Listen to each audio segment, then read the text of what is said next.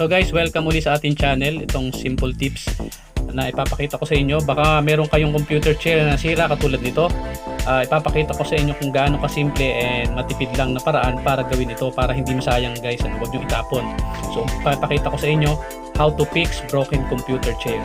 Paano gawin ang sirang computer chair.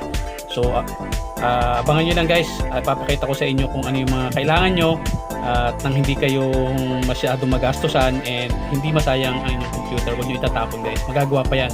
So ganito na yan guys, oh. Yan, nakita nyo yung ilalim niya, yun, yung may dugtungan doon sa ilalim, nabasag yan. Usually kaya nasisira yan kapag kayong ginagawang rocking chair, nasisira yan o kaya mabigat yung umuupo, pero usually dahil ginagawang rocking chair. So ito lang kailangan nyo guys. Disc brake ng Honda XRM yung ginamit ko dyan. Pinagpalitan ko yan sa aking brake ng Honda XRM. So anything na kasa yung ilalim ng ano nyo, pwede ano. And then itong tornilyo guys na 12mm yung nut. So ayan, 3 inches yung haba nyan guys. So yun lang kailangan nyo. Kailangan nyo dyan ay 7 tornilyo guys ang kailangan nyo. Kasi naputol kasi yung sa akin sa dalawang paa lang natira and then yung 3 paa. So ayan guys, yung 2 paa ginawa kong 2 yung tornilyo niyan. And then yung 3 paa tig-iisang tornilyo.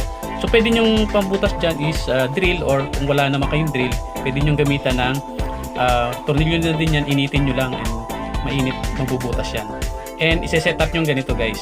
Yan. Nakasentro yung butas sa gitna and then itatapat-tapan nyo yung butas doon sa mga paa niya. So ganito yan guys. Ang magiging tsura niya sa ilalim. So ayan, ready na siya para tornilyohan natin. So ganyan, sa ilalim nyo ilagay lahat ng ano para hindi nyo maapakan ng paa nyo. Hindi sa gabal sa inyong paa pagka medyo inrest nyo yung paa nyo doon sa ilalim ng upuan. So ayan guys, higpitan nyo lang. Gamit yung ito, mas madali pagka ganito ang ginamit nyo, yung T-wrench, kasi madali ikutin kasi medyo mahaba ano. So ayan, higpitan nyo na guys, and then ayan na, di ba?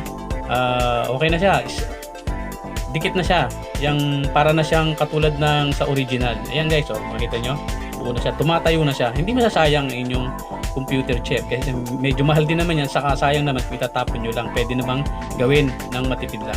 So ito na guys, yan, ginagamit na ng misis ko. Yan, kita nyo naman, oh, kahit may kabigatan, di ba? Pwede guys. So yan lang guys, hindi masasayang yung inyong computer chair, hindi naman mapapatapon, lalo na yan, marirepair naman. Matipid lang ano, pwede nyong kuhanin ang disc brake na libre, pwede nyong hingin guys. And yung tornilyo lang ang gastos nyo dyan. And then yan guys, ready na siya para sa inyong mga trabaho. Hindi masasayang ang inyong computer chair.